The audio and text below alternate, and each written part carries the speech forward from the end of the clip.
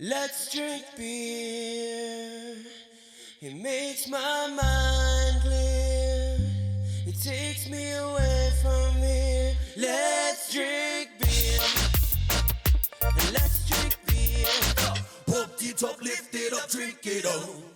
Guys, want to drink a beer? Sure. Yeah, let's do it. All right, what are we starting with? Geoff, what should we start with? We can start with the one with my face on it. How about that? El Jefe, El Guapo. El Guapo. So it's agave, lime, cilantro, golden ale. Yeah, That's one of our... So why is your face on this beer? Because I mostly resemble the guy from Three Amigos. When I let everything grow out, so. Oh, we might have to crack that other one up front. Yeah, not a problem. Right there. So what goes into El Guapo? So it's just a golden ale, but then we do fresh lime, cilantro, and agave. So it's a nice mid-range beer, but it's great for obviously the hot weather we're having now, and great beach beer.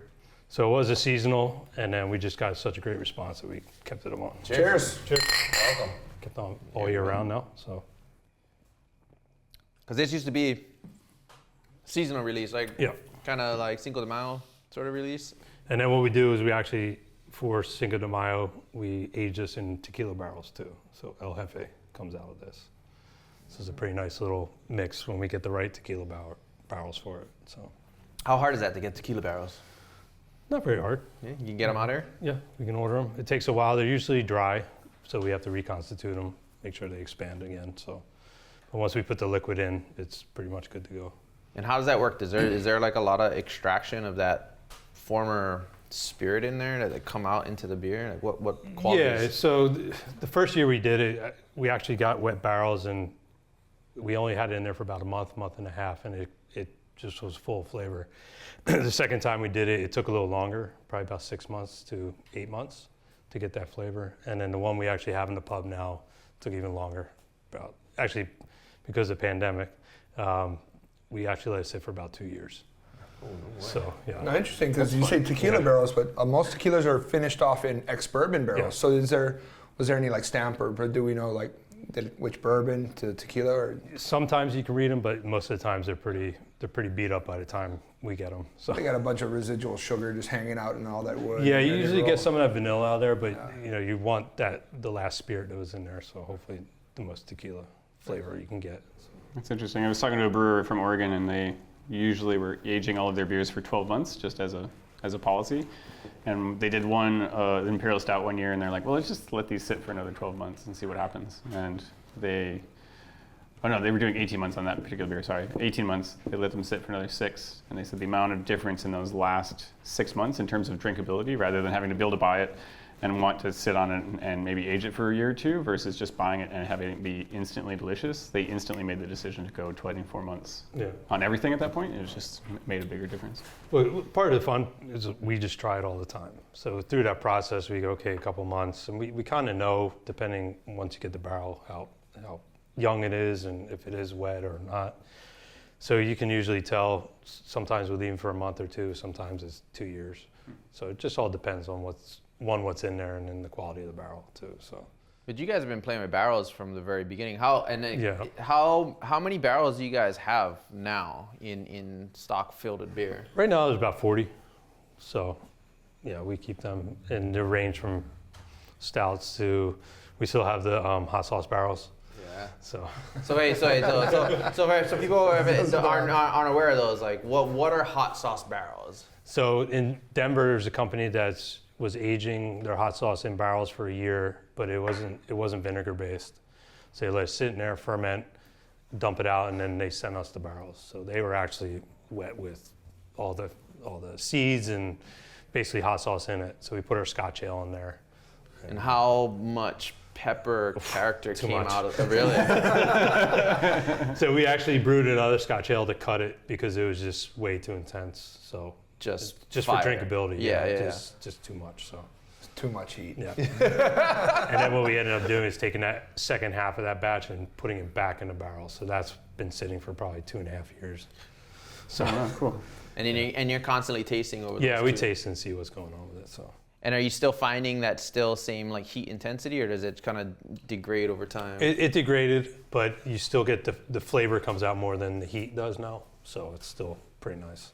And do you guys have a specific area that you guys keep your barrels in, or is it just kind of everywhere? Yeah, so we have a warehouse that we kind of constructed a cool room where the temperature basically stays around 65, 70 all the time. We don't really have to play with air conditioning or anything like that. So pretty nice, pretty constant. Is that important for like the stability of what's going on? I'd actually like a little bit of variation, but because of space, that's all we have one place to put them, and that's where they're going to go for now. So.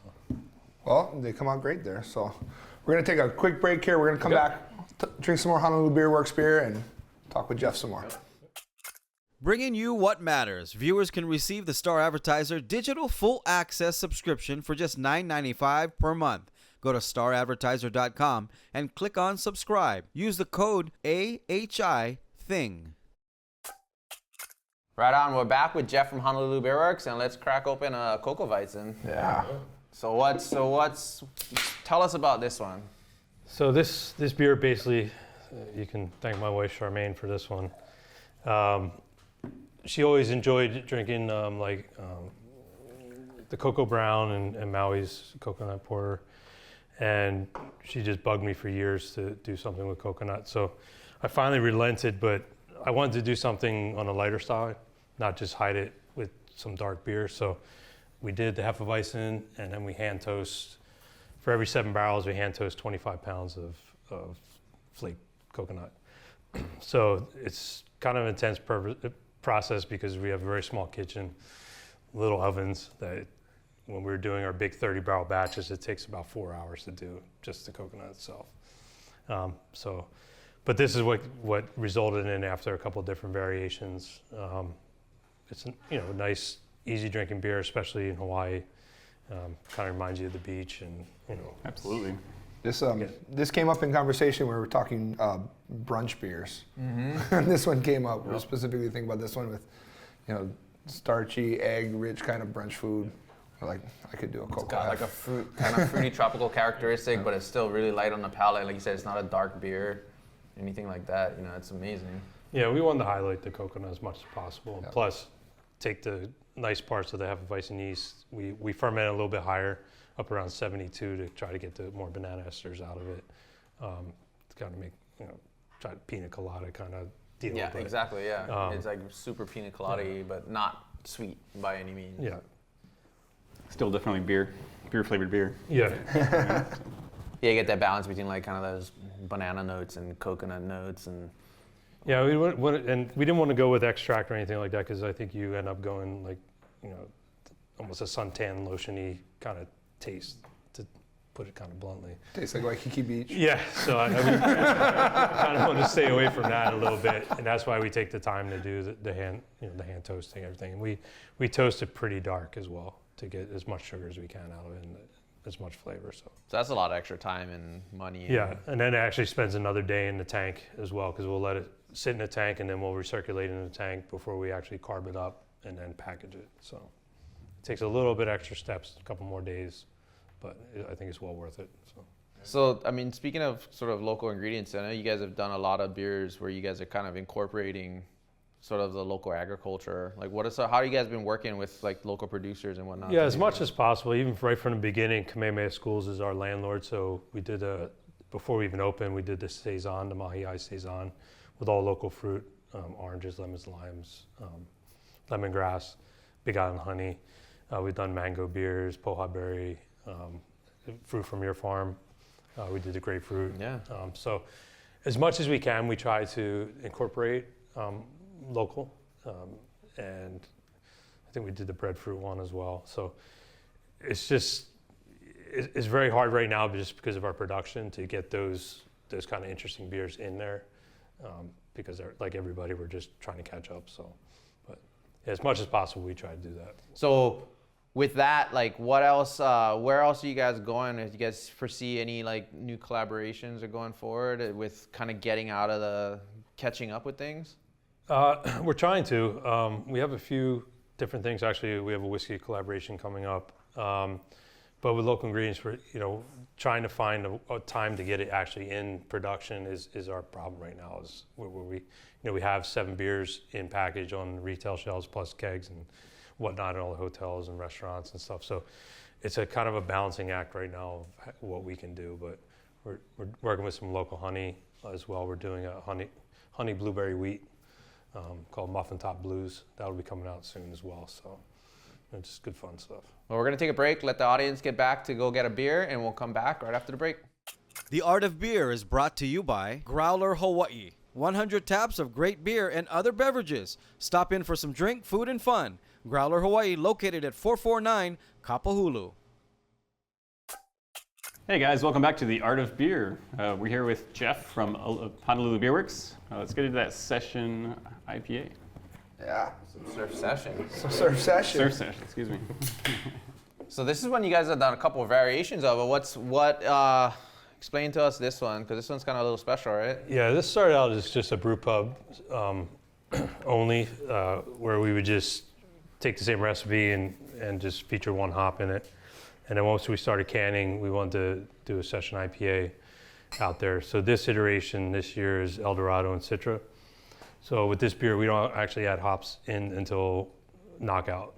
So during the whirlpool, we'll whirlpool about 185 degrees, and that's when we add all the hops. So we don't want any bitterness. Yes, there's some inherent bitterness that comes through, but we're looking just for flavor and aroma on it.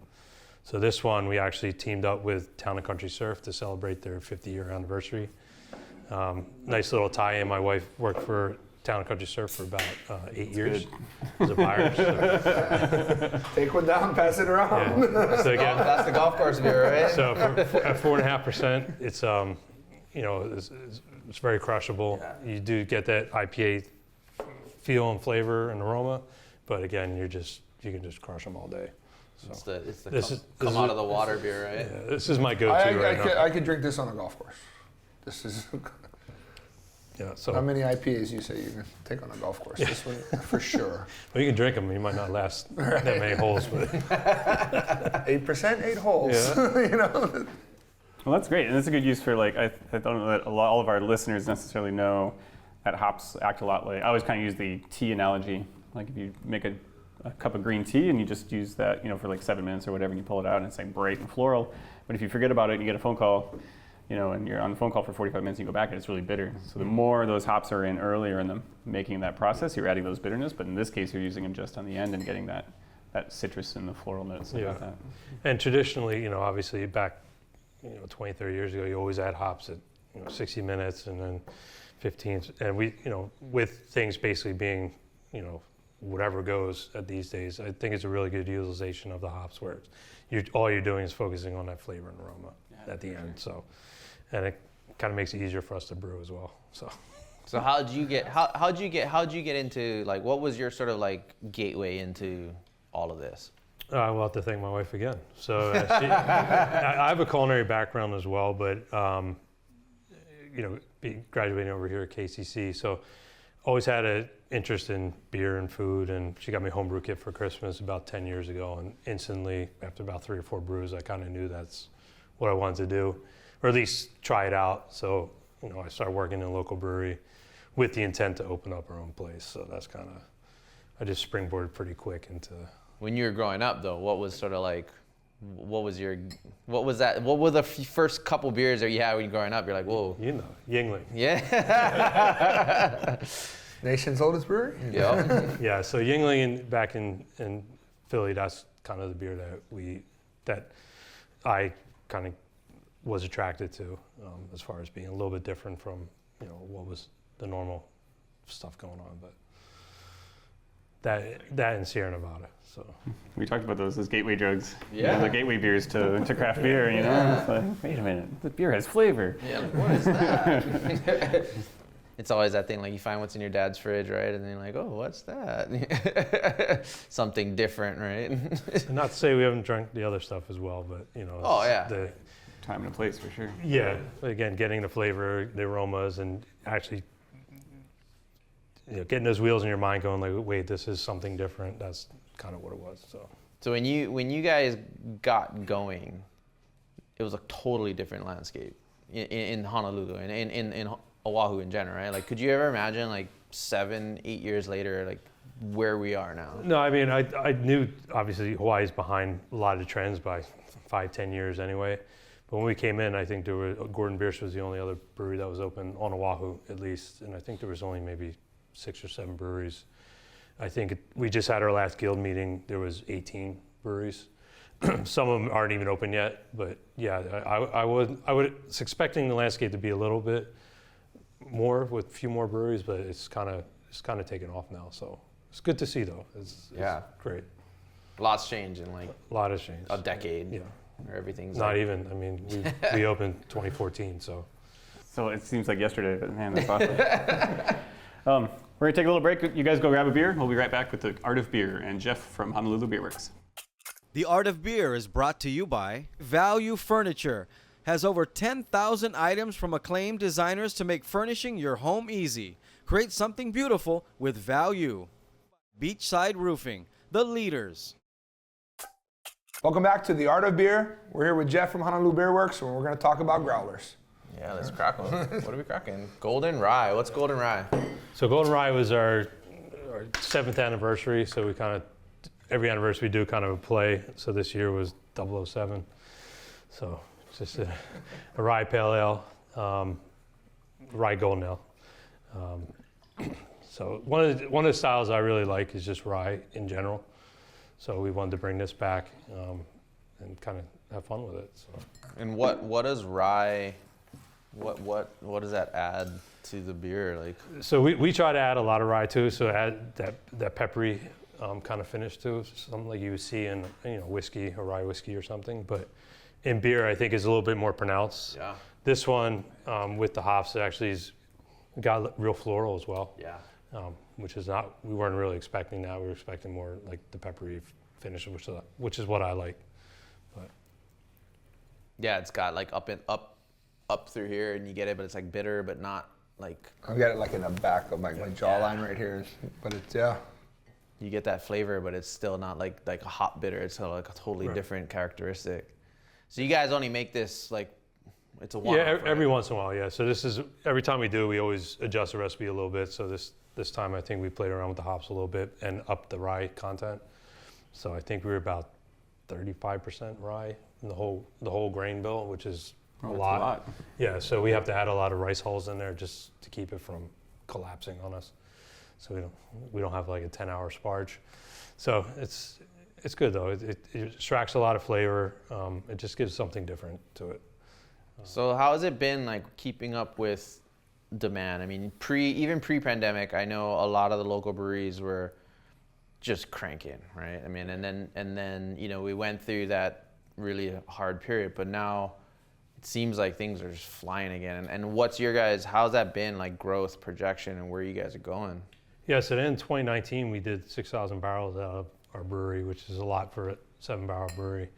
Obviously, the pandemic kind of wiped a lot of that away. Once things started got rolling, I mean, we were projected to do about 3,500 barrels, but then all of a sudden it just shifted and everything opened up at one time. So we were actually in a good spot where we had enough inventory and had the balance, but then all of a sudden all the hotels and restaurants and everything opened up one time, and there was just a huge demand, which basically wiped everything out. So right now we're just playing a catch-up game. We're brewing 6 days a week, twice a day. Our tanks are full. We're at max capacity again. So it's because I mean, for a lot of people who don't know the process, like beers, not just make it and instantly it's available, right? It's a couple-week process from the time you start it, or even how long is it from the time you order your ingredients to something ends up in a can on a shelf? What is that process? Well, our ingredients we usually have we can order them every week for the most part. We have hops in stock, we have grain, but in production it takes 2 to almost 3 weeks depending on style of beer. So if there's any changes, those changes, especially to production, we won't see that for another month and a half at least, because you got to get it into production and going. So what happened was, all the stuff that was going to cans went to kegs. Then now we're short on cans. So now we're just doing this balancing act back and forth. And the hotels, more hotels are opening up. They're doing renovation. Just like, all right, we're doing what we can to keep up. So How many it's how tough, many though. kegs do you guys have, like, at any one time? Like, because you guys are only distributed in you can only find your beer in Hawaii, right? Right. How many kegs do you guys have? Just pieces of stainless steel. Like our float, Yeah. between the 5 gallons and 15, probably about 1,200 or so. Yeah. But the logistically problem with Hawaii is they'll end up sitting on the outer islands. Instead of having like a 2-month turnaround where you get the empty keg back, they're sitting out on the outer islands for another month or two until the distributor gets enough stuff to put in the container to come back. So, so we have to have a bigger float of kegs than you normally would see. But the problem is not the equipment. The problem is actually filling it with liquid because we can only produce so much. So. That's a lot of kegs. It's a fun You game. also think you got to have like 3 kegs for every tap, right? Because there's one on the tap. They need an empty one and one that you filled recently. So One in inventory. And as fast as you can, if that isn't immediately returned to you, if you guys aren't distributing yourself, then that could be 4 or 5 kegs for that one. So that was a real big issue pre-pandemic was, we're at max and we couldn't even get kegs back quick enough. But now the issue is we have all the kegs we got back from the pandemic that we've washed and stored. But now it's like we don't have the liquid to actually fill enough kegs. Well, I'm glad that you are working diligently around the clock to get us more beer. I'm trying. And keep these cans and these growlers full. We're going to head out here. We want to thank Geoff so much for coming from Honolulu Beerworks. Stay tuned for our extended edition. We're going to finish all these beers and talk about some stuff. Thank you guys. Thank you Cheers. for coming. Appreciate it.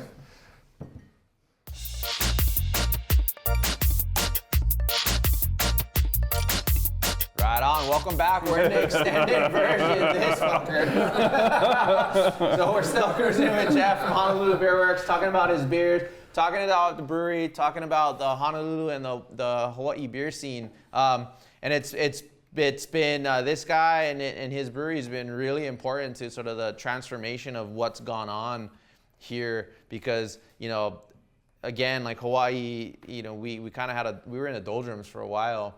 And it was sort of that 2013-14 period when you guys opened, and there was just a lot of stuff happening. There was like ingenuity, innovation, and you guys were kind of right there in the mix doing things. Yeah, I mean, I think we started the process actually in probably 2011 when I was brewing. I was working in another brewery, and I was like, I want to do something. There's a void here. At that time, there was only 2 breweries, and then Gordon Biersch was the only one when we opened. But there was a few iterations of it. But I wanted to kind of take the best of what I saw in Denver and Portland and San Diego and kind of meld it to whatever space we could find here. And luckily, we found the space in Kakaako that kind of suited what we wanted to do: open air, high ceilings, natural light, and more of like a community kind of seating, picnic tables, all that. So it was funny when we first opened, people were sitting there at the door waiting for someone to sit them down. And it was like, no, go share seats. And there was kind of just a new concept for people, at least here. But obviously on the mainland, they've been doing it for 15, 20 years already. So but I definitely saw there was a void here that I think it would do pretty well and be something different. Kakaako was very different back then as well. I actually kind of liked it more the way it was before it got built out, but that's just kind of my own take on it. But It's been urbanized. yeah, It's gentrified. Gentrified. There's And it's never going back. boozy beer bottle shops that are there. yeah. Okay, I'm gonna crack this open here. I look at this Point Panic Pale Ale. Yeah. I haven't had it, but Point Panics used to be one of my spots. So Yeah, and we try, with all our stuff, we try to keep that local touch to it. Obviously that's right down the street from us. just body surfing away. Yeah, Kualo's Cream Ale, Yep. we surf Kualo's all the time and just trying to, keep that element together. But So you guys got like some pretty unique labels, right? Like what's behind those labels? Obviously they're super artistic. Like who did them? And so when I first started renovating the building, the Powell guys are right in Lana Lane Studios, and one of the guys whose studios are right there is his name is Kai. I don't want to butcher his last name, but his Instagram is Artwork of Kai.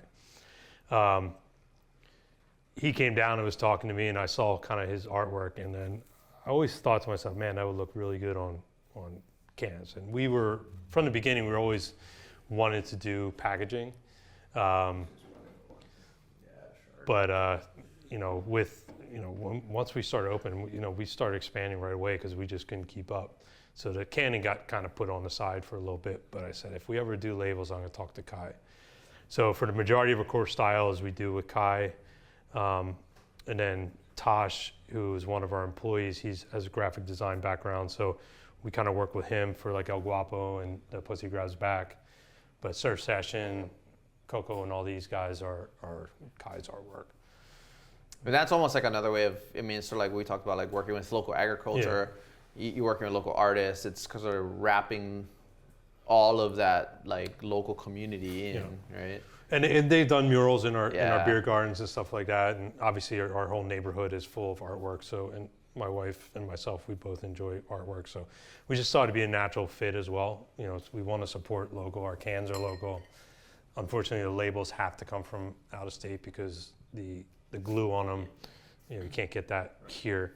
But again, as much as we can keep a local connection to what we're doing. I think that's one of the most amazing things about Kakaako, especially like that side of Kakaako, where it's retained a lot of that like kind of art culture, because that's one of, if for anybody who hasn't been, if you're watching and you haven't been to Honolulu and you haven't been to that part of Kakaako, it's like there's murals and that sort of street art kind of almost start, powwow kind of started that whole trend across the world almost, where, you know, where they're getting together like the top renowned street artists in the world, and they'd come here every year.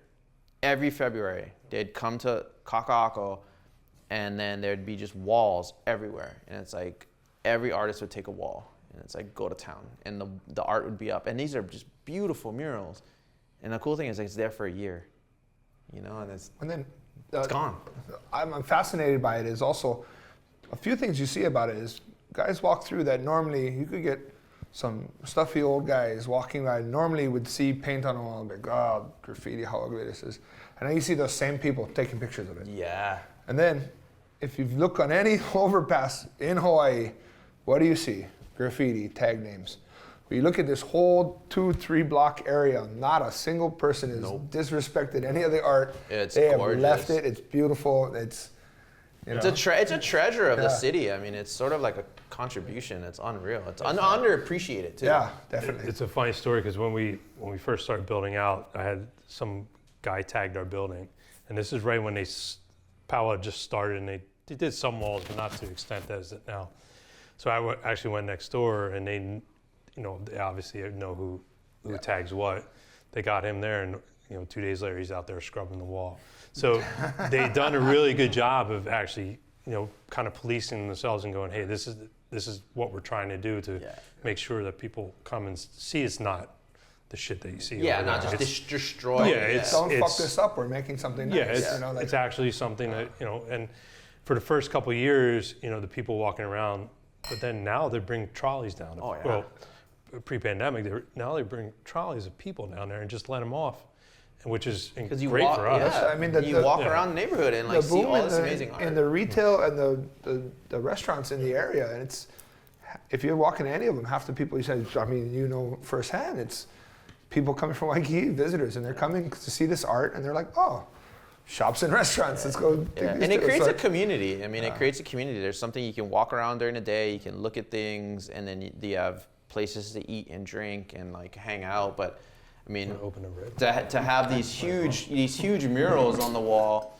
and every block there might be 4 or 5, and some of them are just unbelievable. You know, it's a treasure that the city has, and sometimes I wonder if the city doesn't even understand how incredible that is. Yeah. You know, because I feel like sometimes the city of Honolulu doesn't appreciate it. I mean, I think Kamehameha schools and they appreciate it because they're giving a lot of these walls away, but I don't know if the tourism authority and all these other ones understand like how much of a treasure this is to have that they've done. You know? Yeah, it's cool. I mean, it helps us. It helps bring people in. Helps bring people in the neighborhood. So from everywhere. everywhere. It's amazing, you know, and it fits in with sort of like this, you know, hanging around, having like solid locally made products. Grab food, grab beer. It's locally made. It's not something they can get at a brewery wherever they're from, you know. Yeah, walk around. Adds to it. You walked around this rad neighborhood in Hawaii on vacation. So Yeah, and when we opened, like we were looking for about 2 years for a space, and then we just happened to fall on this one. But what intrigued me about it was because it was mostly industrial anyway, but just that usually when you see a neighborhood going through, you know, Kamehameha School said, hey, here's our grand plan, but you know, you can't really always count on that happening. But you know, whenever you want to kind of revitalize, there's always a brew pub element or some kind of distillery or something that goes in. And I said, let us be the ones that go in there and see, you know, kind of see the place grow around us. And that's kind of what happened. So Oh, it totally yeah, has. it was, you know, obviously they had their own plans, but it's cool to see like, hey, we're going to be here for foreseeable future to see this place kind of grow. So. And I like that Beerworks has kept, you know, I mean, the building you're in, the style of the, you know, like you said, high ceilings, open air, that really fits more that industrial area. And as they switch from industrial, you guys still have that look. So it's still throwback to what Kakaako was. And it's still, man, it matches a brew pub in an industrial area. And no matter how many condos they build around you, that you're still going to look like that. So that's, you know. Yeah. Something it's funny because it looked cleaned up when we first opened compared to everything else around it. Now it looks a little rough. You're like, all the old wood and everything, everybody's doing new stuff, which is fine with me. I love it. It's a constant change, right? Yeah. Like it's a community and a neighborhood that's like in constant flux, in constant change. But I think it's what gives that community in that area so much character, is that you got two sides of the coin, and you got like change, and you got stuff coming up, and you know and what's cool now is that you have people living there. You know, it's like back when you guys opened, like no one lived down there. Well, there was people living there. Yeah, well, yeah. It just wasn't by choice. Yeah. People paying rents and mortgages. Yeah.